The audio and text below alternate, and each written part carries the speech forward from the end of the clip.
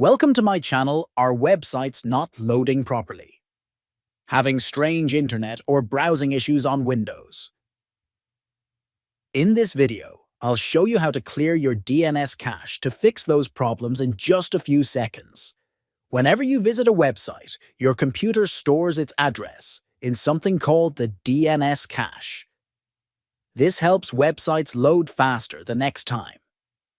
But over time, this cache can get outdated or corrupted, which may lead to slow browsing, error messages, or websites not loading at all. To fix this, you can use a built-in Windows command to clear the DNS cache. Here's how to do it. Click the Start menu and search for Command Prompt. Right-click it and select Run as Administrator. In the window that opens, type this command: ipconfig flushtens. You should see a message saying, "Successfully flushed the DNS resolver cache."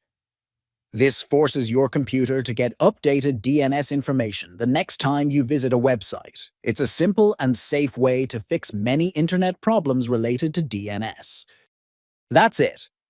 If this helped you fix your internet issues, feel free to like the video and subscribe for more quick Windows tips.